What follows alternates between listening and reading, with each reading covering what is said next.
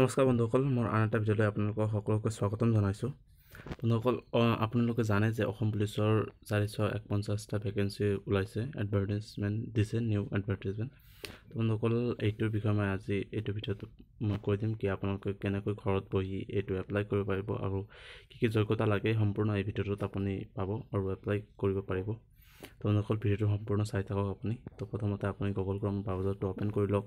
Open কৰি লোৱাৰ পিছত আপুনি ডেস্কটপ চাইট কৰি লওক। আপুনি ডেস্কটপ চাইট কৰি ল'ব। এই থ্ৰী ডটৰ অপশ্যনটো যিটো আছে, এই থ্ৰী ডটত আপুনি ক্লিক কৰি ল'ব। ক্লিক কৰি আপুনি ডেস্কটপ চাইট বনাই ল'ব। তলত চাওক ডেস্কটপ চাইট বুলি এটা অপশ্যন আছে, ইয়াতে অ'কে মাৰিলে ডেস্কটপ চাইট হ'ব। তাৰপিছত আপুনি আছাম পুলিচ বুলি গুগলত চাৰ্চ কৰিব। আছাম পুলিচ বুলি চাৰ্চ কৰাৰ পিছত ইয়াতে প্ৰথমতে আহিছে হোম আছাম পুলিচ। প্ৰথমত যিটো অপশ্যন আহিছে এইটো আপুনি ক্লিক কৰি দিয়ক। ক্লিক কৰি দিয়াৰ পিছত চাওক পেজ খুলি আহিলে এটা নতুন পেজ।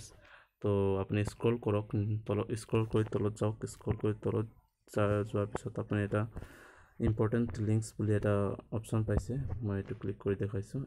ইম্পৰ্টেণ্ট লিংকছত আপুনি ক্লিক কৰক। ক্লিক কৰাৰ পিছত আপুনি আৰু এটা পেজত সোমাই যাব। সোমাই যোৱাৰ পিছত চাওক আপুনি ইয়াতে এটা অপশ্যন আছে, state level police recruitment board. ইয়াতে আপুনি ক্লিক কৰি দিয়ক। ক্লিক কৰি দিয়াৰ পিছত অ'কে মাৰি দিয়ক। অ'কে মাৰি দিয়াৰ পিছত ইয়াতে এটা নিউ ইণ্টাৰফেচ আহিছে। চাওক ইয়াতে এডভাৰটাইজমেণ্ট দিছে 10 তাৰিখ 2020। ইয়াতে আপুনি এডভাৰটাইজমেণ্টটো সম্পূৰ্ণ আপুনি এইটো ডাউনলোড কৰি ল'ব পাৰে। ইয়াতে চাওক এডভাৰটাইজমেণ্ট, আৰু আমি এতিয়া এডভাৰটাইজমেণ্টটো নকৰিম, আমি এতিয়া এপ্লাই কৰিম। এপ্লাই কৰাৰ লিংকটো চাওক, ইয়াতে এপ্লাই হিয়াৰ বুলি লিখা আছে। এপ্লাই হিয়াৰত ক্লিক কৰি দিছোঁ। ক্লিক কৰি দিয়াৰ পিছত এনেকুৱা অপশ্যন আহিল।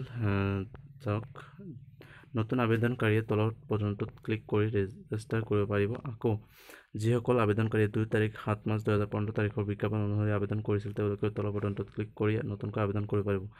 2015 চনত যিসকল আছিল সেইসকলে আকৌ নতুনকৈ ৰেজিষ্টাৰ কৰিব লাগিব। ইয়াতে চাওক অপশ্যনটো দি দিছে, ইয়াতে ৰেজিষ্টাৰ কৰক। আপোনাৰ ৰেজিষ্টাৰত গৈ মোবাইলতে কৰিব পাৰিব সম্পূৰ্ণ। তো নতুন আবেদনকাৰীয়ে এই অপশ্যনটোত আপোনালোকে ক্লিক কৰক। ক্লিক কৰাৰ পিছত চাওক ইয়াতে first name, middle name, last name এইবিলাক আহিছে। ওপৰত চাওঁ আমি কি আহিছে। চাওক ইয়াতে আপুনি কেনেকুৱা ধৰণৰ কি আপলোড কৰিব লাগে সম্পূৰ্ণ ইয়াতে ডিটেইলছ লিখি দিছে। আপোনালোকে প্ৰথমতে ফটো বনাই ল'ব। আপুনি গুগলতো বনাই ল'ব পাৰে ফটোটো। চাওক 4.5 চেণ্টিমিটাৰ উচ্চতা আৰু 3.5 চেণ্টিমিটাৰ বহল এইটো ফটো মাপ এইটো। আৰু আপোনাৰ চিগনেচাৰ যিটো আপলোড কৰিব এইটো চাওক 3.5 চেণ্টিমিটাৰ বহল আৰু 2.5 চেণ্টিমিটাৰ উচ্চতা, এইটো আপুনি কৰি ল'ব। তাৰপিছত চাওক ডকুমেণ্টছ কি আপলোড কৰিব লাগিব। ডকুমেণ্টছ আপোনাৰ SSLC 10 পাছ SSLC চাৰ্টিফিকেট লাগিব, আৰু admit card SSLC, home guard training certificate আৰু NCC। আপোনালোকৰ যদি হোমগাৰ্ড ট্ৰেইনিং চাৰ্টিফিকেট আছে এইটো আপলোড কৰিব, আৰু নহ'লে NCC চাৰ্টিফিকেট যিসকল আছে ABC যিকোনো আপুনি এই চাৰ্টিফিকেট ছাবমিট কৰিব পাৰে। আকৌ চাৰ্টিফিকেট অফ কাষ্ট চাৰ্টিফিকেট, চাওক এইটো কাষ্ট চাৰ্টিফিকেট আপুনি যদি OBC SC ST হয় তেনেহ'লে আপুনি কাষ্ট চাৰ্টিফিকেটটো ছাবমিট কৰি দিয়ক। আৰু যদি আপোনাৰ যদি 8 লাখতকৈ টকা যদি কম ইনকাম আছে তেনেহ'লে EWS ইনকাম চাৰ্টিফিকেটটো আপুনি ইয়াতে ছাবমিট কৰিব পাৰে। তো এইটো আছে। আৰু চাওক ইয়াতে the size of scan documents should be 100 KB to 250 KB। তো বন্ধুসকল, এইটো JPG PNG format only. JPG আপোনালোকে মোবাইলতে আপোনালোকে ৰিচাইজাৰ এটা এপছ আছে, এইটো ডাউনলোড কৰি আপোনালোকে KBটো কমাই ল'ব পাৰে ফটো মাৰি।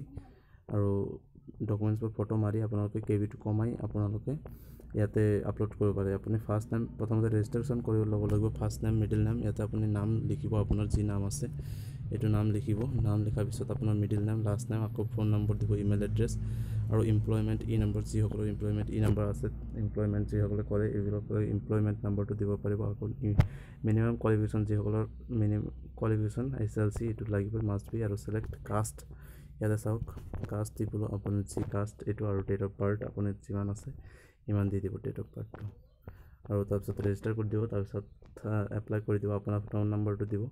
আপুনি এইটো কৰি ল'ব, কাৰণ মোৰ NCC চাৰ্টিফিকেট নাই সেইবাবে মই কৰিব নোৱাৰিম। আৰু এইখিনিয়ে আছিল ভিডিঅ'টো, আৰু ভাল লাগিলে শ্বেয়াৰ কৰি দিব আপোনাৰ বন্ধুক, যাতে আপোনাৰ বন্ধুৱেও এপ্লাই কৰিব পাৰে। তো জয় হিন্দ, জয় ভাৰত, জয় অসম।